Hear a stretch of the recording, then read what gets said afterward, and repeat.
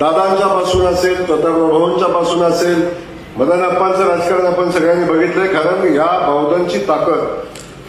बौद्धांची ताकद काय आहे की या तालुक्याचं राजकारण ठरवण्याची क्षमता कुठल्या गावामध्ये आहे तर ते बौद्धांमध्ये आहे.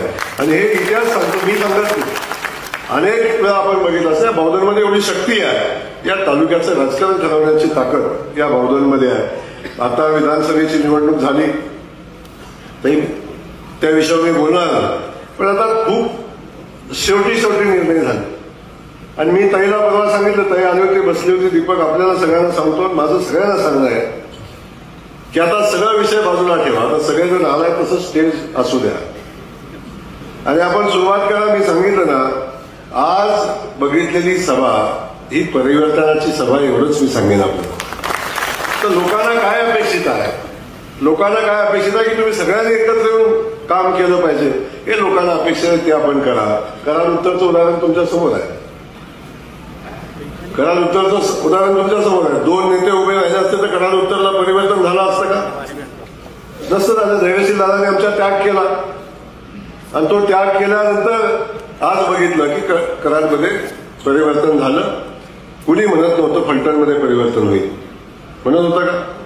कोणी म्हणत होतं कराड दक्षिणमध्ये परिवर्तन होईल?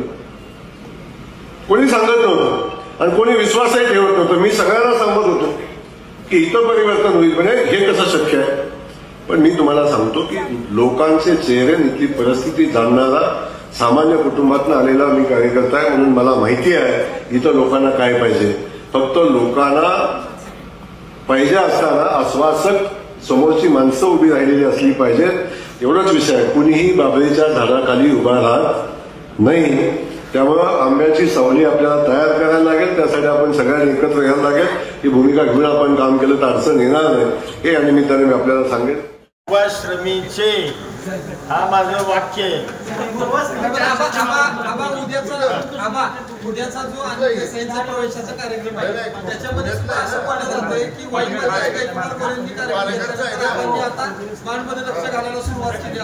मुळामध्ये प्रत्येकाला आपला पक्ष वाढवण्याचा अधिकार आहे. ते त्यांचा पक्ष वाढवतात, मी माझा पक्ष वाढवतो.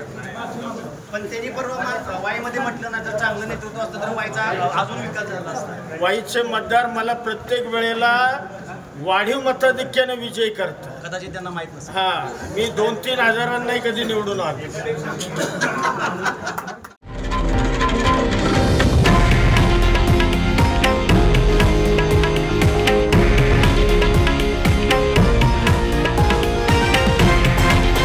हे आहे देशातील नंबर 1 न्यूज नेटवर्क आणि आपण पाहत आहात TV9 मराठी, एकमेव.